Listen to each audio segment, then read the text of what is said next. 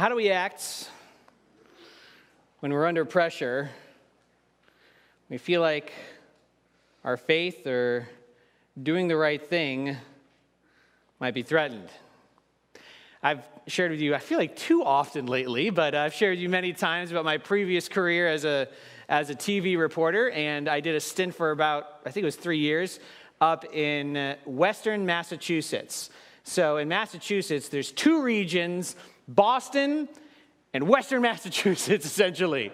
Unless you live there, they would say the middle, but I don't know about that. So anyway, I was in the western half of the state, and there's a lot of that western half of the state that is very rural, that in some ways hasn't changed much in hundreds of years. And one day I'm on a story, and it's very rare, especially in Massachusetts, for me to experience any interaction with other Christians or even an opportunity for me to express or see the faith of that is described in Scripture expressed in my everyday job.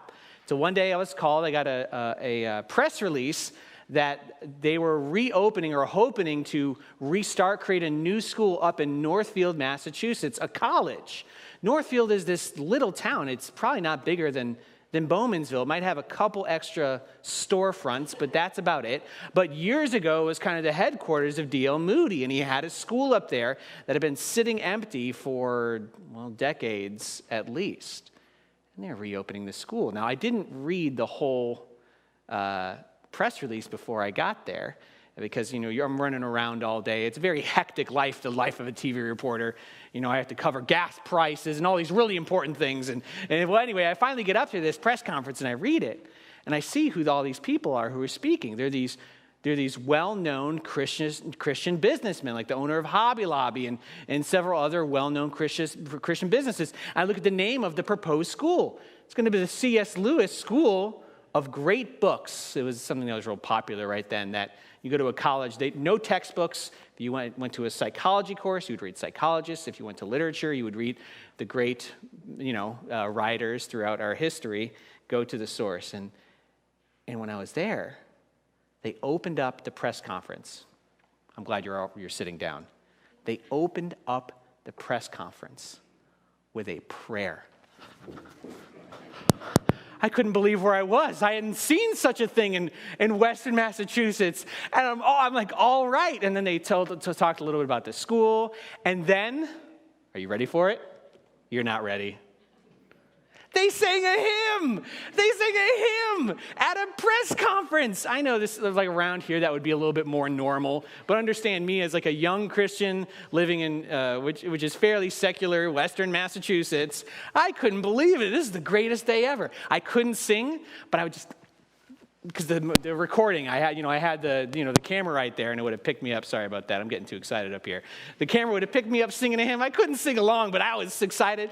And I did a couple interviews, and I was enjoying myself so much, I looked at my watch, and I was like, oh, no, I got to get back. So I rushed back about a half an hour away. We had a bureau and basically a little cubicle that I could plug everything in and go live on the scene from Greenfield, Massachusetts, about a half an hour from our station. And it was in the Chamber of Commerce building. And so a bunch of people were milling around, kind of talking about the press conferences. I was scrambling to get it on air that evening.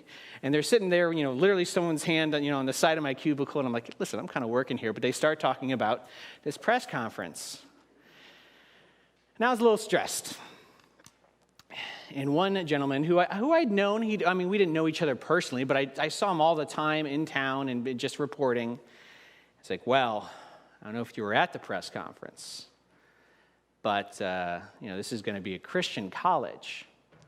And I don't know if we want those type of people in our community. And I thought, what? And here I am stressed, trying to get my work done. And, you have these split-second reactions when you decide how to act. I'm like, those people, like people who want to revive your community and really invest in you and love and serve the poor and some of those kind of people, not the people. I almost went off. I did. A little stressed. I felt like my faith was attacked. And we have to be ready to know how to respond in those moments. They come unexpectedly. Well, it wasn't bad. He didn't say anything that mean. It's fine for him to say that. It's not a big deal.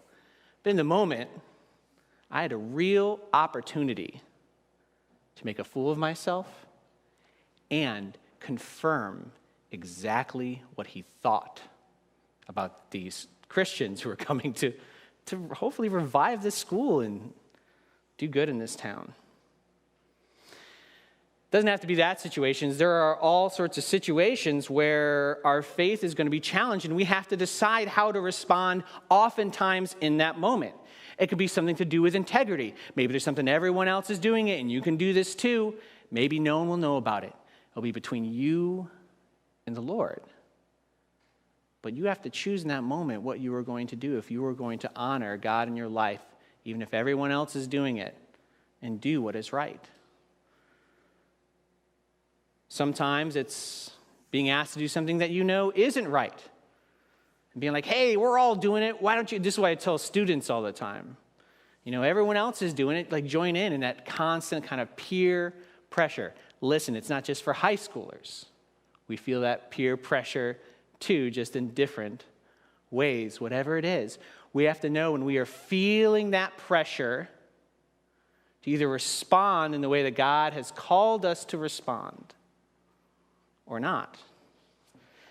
And so today we're going to talk about how we react as Christians when we come under that pressure. In particular, when we're feeling that pressure or even at times that suffering because of our faith. And actually, suffering is going to term that we're going to see Peter used in this text. We're going to see it in 1 Peter chapter 3 as we continue in our series, Living Like Strangers. And we're really going to see what that looks like today, to be living like strangers.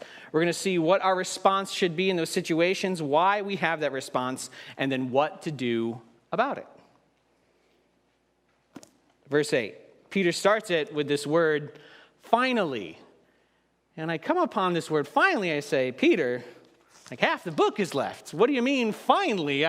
Finally what? And what he's really saying there is he is summing up a point that he began a while ago, all the way back in chapter 2, verse 11, where he urged them to live as people pure and holy, devoted to God, but to do so not only to glorify God and for their own good, but also to share the gospel in their words and actions with the peoples around them. That they're not there to fight everyone around them because they live different lives. They're not there to hide and isolate from everyone because they live different lives. Nor are they to sacrifice these new lives that they're living to join in with the culture that they might feel pressures to join into. No, they are to be living like strangers, he said, exiles and aliens. And he defined how this is often going to look in our lives. In 3 different passages, he said, submit to the governing authorities. If you are submitting to God, then you'll show that submission also to the governing authorities. He said you're going to be wives, submit to your unbelieving husbands so that they might see the love of the Lord in you. We talked about that and the broader implications of that. And then, I got them out of order. The second one is actually servants, submit to your masters. Even if don't return evil for evil. Don't treat them poorly if they've treated you poorly. Show them the love of Christ in your action. And then it was wives. And now he's summing up this whole section of this response, to show their submission to God in the way they submit to other things in life, that people might see a picture of their Christian life. And so he says, finally, all of you, because he's been, kind of narrowing down the groups here. First, first it was everyone when it came to the government. Then it was just these servants and masters, and then these wives and husbands. And he had instructions for the husbands too. And I would encourage you to listen to that message last week about that. But he says, all of you, making sure no one makes a mistake, that everyone's in view here, have unity of mind, sympathy, brotherly love, a tender heart, and a humble mind. Do not repay evil for evil or reviling for reviling. What is reviling? It's mistreatment, it's offense. But on the contrary, bless, for to this you were called, that you might obtain a blessing. For, and he quotes Psalm 34 here, whoever desires to love life and see good days, let him keep his tongue from evil and his lips from speaking deceit. Let him turn away from evil and do good. Let him seek peace and pursue it. For the eyes of the Lord are on the righteous, and his ears are open to their prayer. But the face of the Lord is against those who do evil. Let's pause here for a second. Finally, he says, live out these 5 attributes. What did I call them here on the note sheet? 5 attributes of Christians living out your faith. What do I mean by living out your faith? Living your faith in such a way that people around you see what that looks like. And we read through this list. There's 5 of them here. The first one is unity of mind, to be harmonious with one another. Second one is sympathy, right? To be sympathetic, caring deeply about the joys and the sorrows of one another. He says brotherly love, or number 3 would be, I'm going too fast. I don't know, I forgot to put the actual answers on here apparently. Familial love, or brotherly love is the third one. We are part of God's family together here, church. We're going to be together for how long? Oh yeah, forever. We better start acting like it today. Number 4, he says, have a tender heart. Be compassionate to one another. A tender heart was number 4. And number 5, a humble mind. Number 5, a humble mind. I'm going to go through these again since I didn't put them on the slides. That was number 1, unity of mind. 2, sympathy. 3, familial love. 4, a tender heart. And 5, a humble mind. You read through this list, you say, well, hold on. Now, who is he talking to? Is he saying among this sounds like a list that you would find when it's talking about the church and how the church should treat one another. And that's true. I mean, you wouldn't say unity of mind or necessarily brotherly love when talking about the outside world or the unbelieving world around them. Certainly there wouldn't be quite unity of mind there, as there can be among brothers and sisters in Christ who share this eternal destiny, who share this living hope that he talked about all the way back in chapter 1. And so this is aimed at them. And he's saying, don't repay evil for evil among yourselves. Instead, bless. And while this is certainly a list that we see might be intended for Christians to live amongst one another, he is in a moment also going to apply this to the world around them, which is an interesting thing to do. Especially we're to live this way amongst the people of God, not returning evil for evil, being ready to forgive, living in all these aspects of our faith together. But maybe he is saying you can show that somewhere else as well. I'm actually not going to go over these anymore today. I mean, I feel like this could be its own sermon right here, like so many good passages that we read through that talk about how the church should be together. That's why I left you those extra notes there. You'll see there's scriptures under each one in your note sheet. If you're in a community group, there's a bunch of questions about these to kind of sort through and figure out. You've got homework this week. Sorry, congregation. That's how it goes sometimes. Because we'll miss the point of him saying this if we were to just stop there and forget the context. Because what he's saying is, bless those who mistreat you. Bless those who mistreat you. He says, do not repay evil for evil, reviling for reviling. But on the contrary, how are they supposed to treat those people who might treat them evilly, who might revile them, who might treat them poorly? To bless them. For this is what you are called to. Because the fact is, Peter knows that even if Christians, we are called to live this way with one another, not everyone is going to treat us with these 5 same attributes.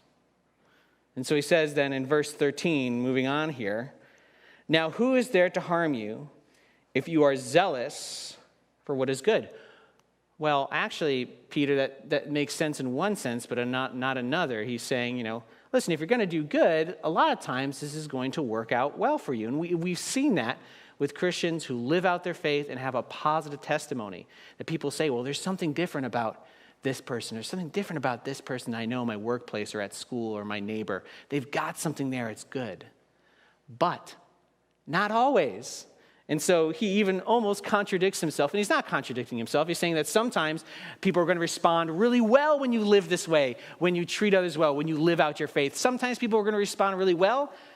But, verse 14, but even if you should suffer for righteousness' sake, you will be blessed. Have no fear of them, nor be troubled, but in your hearts honor Christ the Lord as holy, always being prepared to make a defense to anyone who asks you for a reason for the hope that is in you. Yet do it with gentleness and respect, having a good conscience, so that when you are slandered, those who revile your good behavior in Christ may be put to shame. For it is better to suffer for doing good, if that should be God's will, for doing evil. And what he's getting at here is our natural propensity to want vengeance, to want to strike back in the same way that we were struck against. It's like me sitting in my cubicle, rushed, not thinking clearly, and he didn't want those people like me moving into his neighborhood. And I wanted to strike back. I wanted to say something so badly to him. But it would have done no good. It would have done no good. I would not have treated it with gentleness and respect if I had done what my evil, sinful heart desired at that moment. What Peter is saying is that it's not worth it to return it, even if you have that desire to strike back. You will not communicate what God desires for you to communicate to the world outside of you. You cannot carry the gospel forward and the message of it if you strike back in that way. Which is why for 3 weeks and for 3 sections of the book here that we've been working through, the phrase is constantly submit, submit, submit, 3 times in a row. Because our relationship with God is one of submission.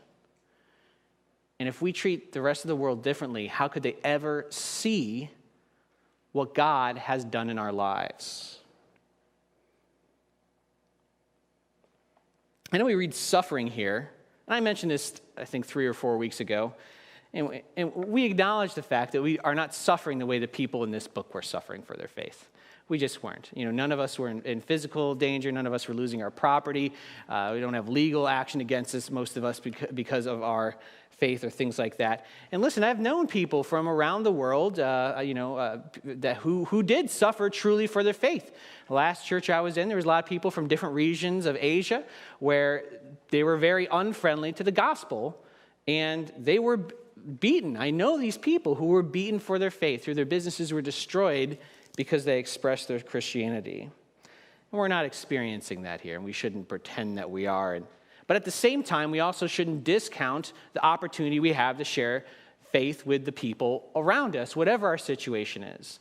And I explained last time that when we talk about suffering, we don't play the who's suffering worse game and say, well, my suffering doesn't matter or whatever, just because someone is suffering so much greater. The important thing is what I'm experiencing changing the way I'm acting with those around me and the way I might display the love of God to those around me. And if it's changing my inward spiritual life or my outward spiritual life, then it's worth addressing. And we could call it suffering because it's changing our behavior and our mind and our spiritual life. So it's worth addressing. I always want to say that. So how do we experience this pressure or suffering that would make us want to return evil for evil, but we don't? Instead, we are, with respect and gentleness, show the hope that is living in us.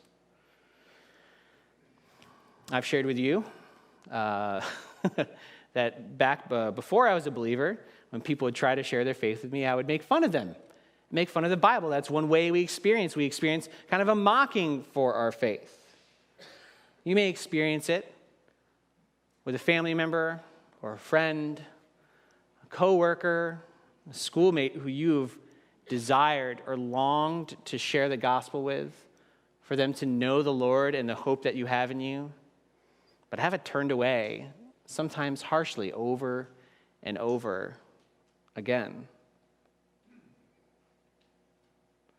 Sometimes, as I said earlier, it's suffering for doing the right thing, Everyone at work is doing this, but you want to retain your integrity, and you're not going to do what they are doing. I recently heard students experience this as well. A student who the rest of his class were all sharing answers. He wouldn't participate.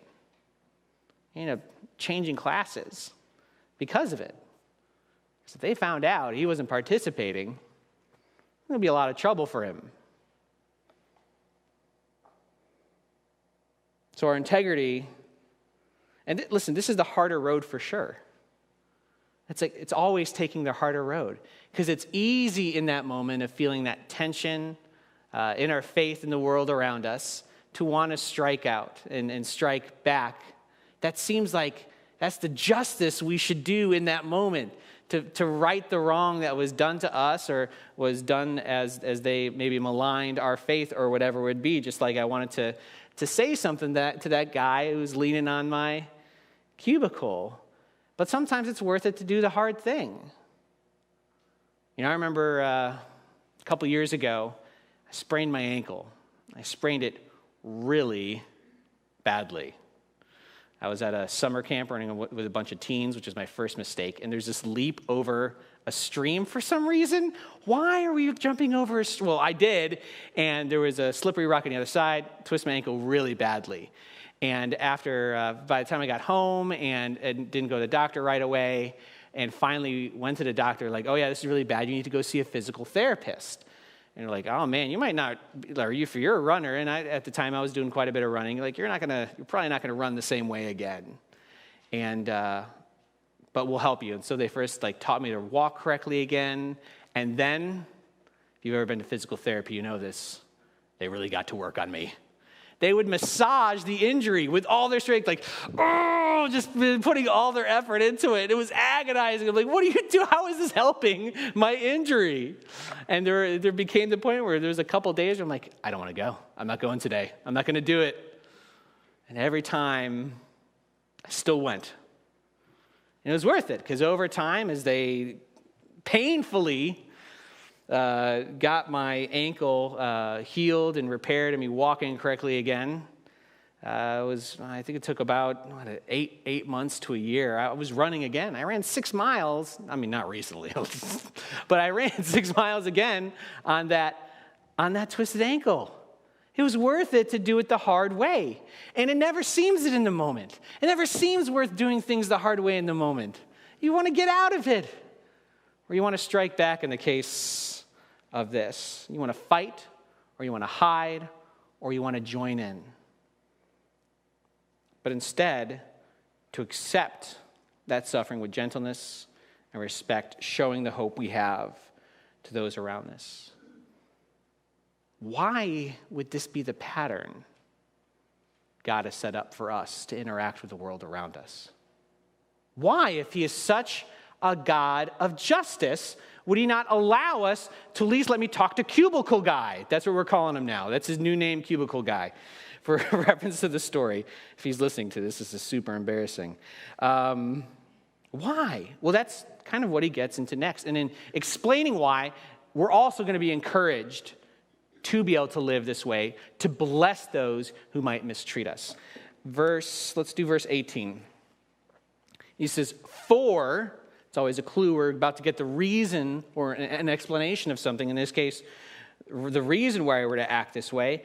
For Christ also suffered once for sins, the righteous for the unrighteous, that he might bring us to God, being put to death in the flesh, but made alive in the spirit. All right, let me break this section by section down, because there's going to be a lot more coming that is going to get really interesting. Here's the main point. The main point that he's going through here is that God chooses the path of suffering to accomplish his victory.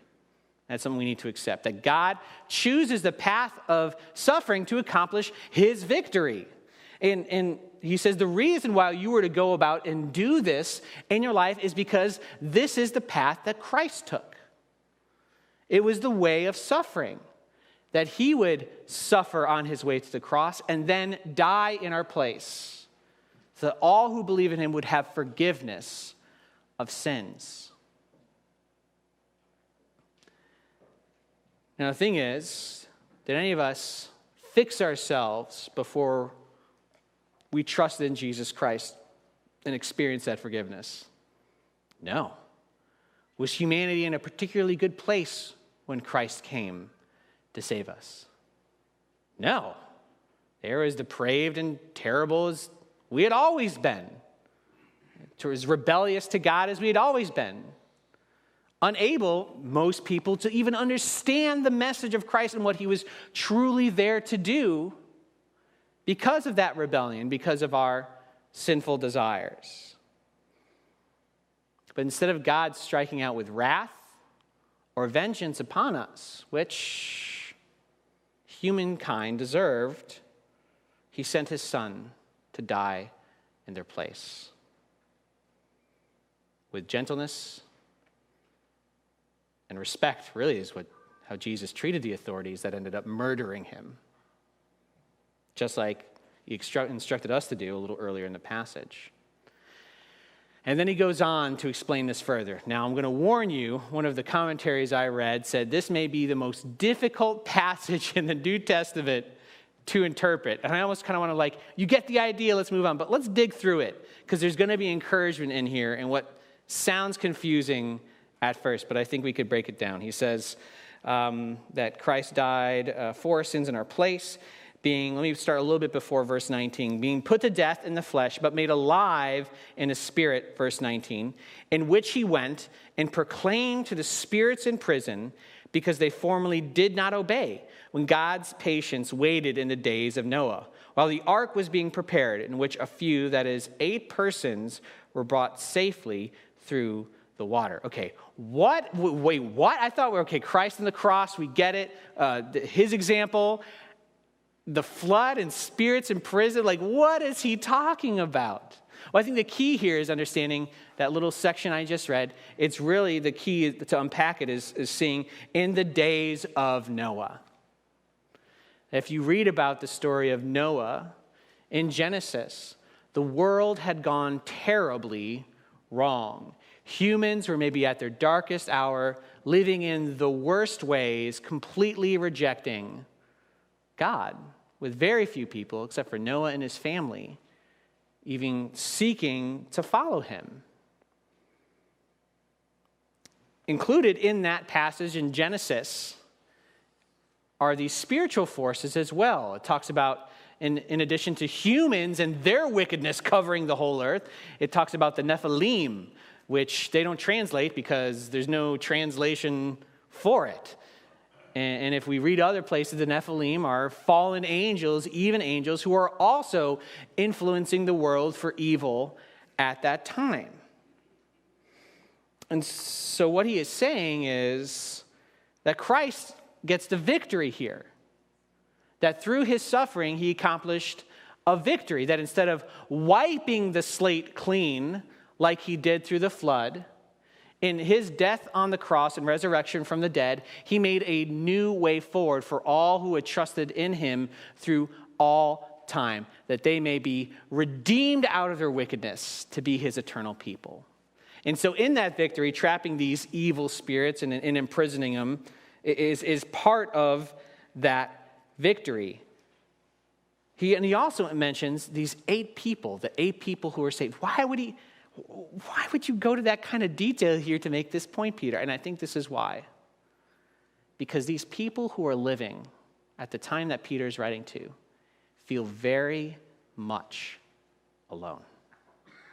They feel alone, surrounded by people who do not know God and who practice things they should not practice. A wickedness around them, a brokenness and are hurting in the world around them. And they feel like it's just them, just 8 people with the rest of the world falling down apart around them. And listen, we are all in that moment of pressure or stress or suffering. We can either react the way God has called us to react or not. We're going to feel that same kind of aloneness. But God's solution here is not to wipe things clean. It's through the path of suffering, to redeem those who need redeeming, those who would trust in him. And there is a great victory in that. he keeps on going and seemingly almost completely switches topics, but he doesn't. It's connected. He says, then in verse 21, baptism, which corresponds to this, now saves you, not as a removal of dirt from the body, but as an appeal to God for a good conscience, through the resurrection of Jesus Christ, who has gone into heaven and is at the right hand of God with angels and authorities and powers, having been subjected to him. And at the end there, you see, okay, there's the victory that we're talking about, that we can bless those who mistreat us, because ultimately our blessings are eternal. It may be difficult, it may be the hard road today, but Jesus Christ, through his suffering, was found a road to victory over sin and death and angels and evil spiritual forces and all things. All things now are going to be subjected to him. But why does he mention baptism? Well, he's saying, listen, you have died and almost come back to life. You've begun this resurrection life today, and that is what the imagery of baptism is, that you go under the water as if you have died with Christ, and then come out of the water, breathing now a new life. We don't believe here that baptism literally saves you, only trusting that faith in Jesus Christ is what saves you. Baptism is just the outward sign, the symbol, it's spiritual. God is in it, but the spiritual moment of showing the world that is what baptism is. But it is a symbol of this thing that we have now come into this new life. And in fact, when I was baptized, the pastor who baptized me said, hey, this breath you're breathing is now an eternal breath. These are your first breaths of eternal life. I'm like, that's so cool. He's right. He's right. So, to kind of sum up what could be very confusing, he's saying the reason why we are to bless those who mistreat us is because that is the pathway with which he sought us, that we did not discern or earn his love or deserve for Christ to come for us, but that was the means in which he saved us. So we as his people should walk in that same way, that vengeance and destruction and floods is no longer how God is dealing with sin. Instead is redemption through Jesus Christ. And if we have to suffer through that, if we have to respond well when we are feeling the pressure to do that, then so be it, even if it's the harder road, because there is a victory on the other side of that suffering as people come to know Jesus Christ and are brought out of death and sin and into life and the holiness that God offers us. I think that sums it up well. Is that making sense to everyone? Yeah, that was a confusing section, but it was so good. There's a lot in there. There's a lot in there. I want to take it a step further than I've said it, not a step further than Scripture said it, but a step further than I've said it. If we respond with vengeance, if we give into that moment wanting to strike back, if I were to stand up and say, and clap back at that cubicle guy and say the things I want to say, it is an offense to what God has done to me through Jesus. It's in rebellion to him and what he did to save me, sacrificing his own son on the cross. If I can't take a little bit of pressure in this life, or as many around the world are experiencing, severe pressure and suffering for the gospel, I'm like, well, what am I doing here? I've got an eternal victory in Jesus. And so our encouragement this morning is to trust God to boldly live out your faith. To trust God to boldly live out your faith. I kind of skipped over something a little earlier, so let me go back over it because this is where we're going to need to practically live this out. He said back in verse 15, but in your hearts honor Christ, the Lord is holy, always being prepared to make a defense to anyone who asks you for a reason for the hope that is in you. Yet do it with gentleness and respect, but always being prepared to make a defense to anyone who asks you. They're going to be asking us, not always in words and actions, sometimes in words. And this is where Christians, we should be able to explain the gospel to others. We should know the word of God.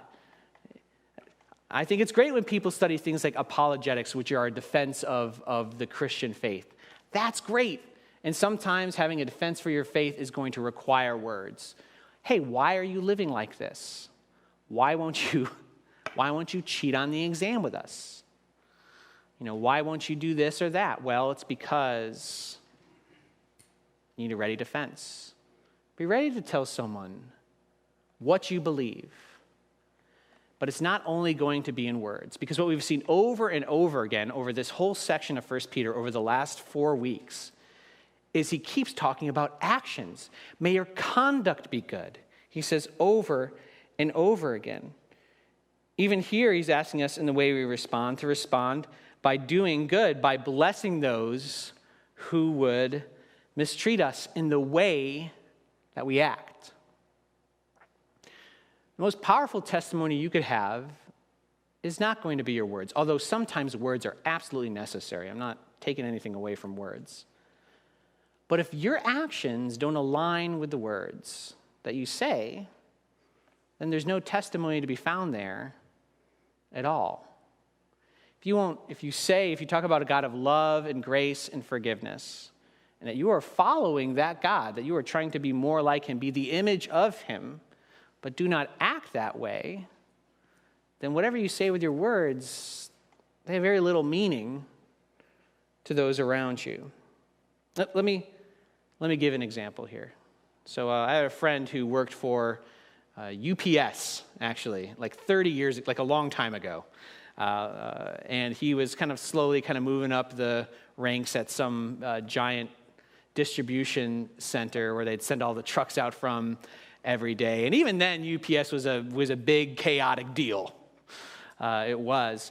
And as he started moving up, they said, well, listen, we don't know if we can make you a manager here. I mean, you're a Christian. I think you're too nice to people. I mean, sometimes you really got to crack down on these guys to get them the word. You're too nice, which already right then is kind of a win. Like, wow, you've seen my kindness and my grace to others that's so apparent in my life that you're worried about it.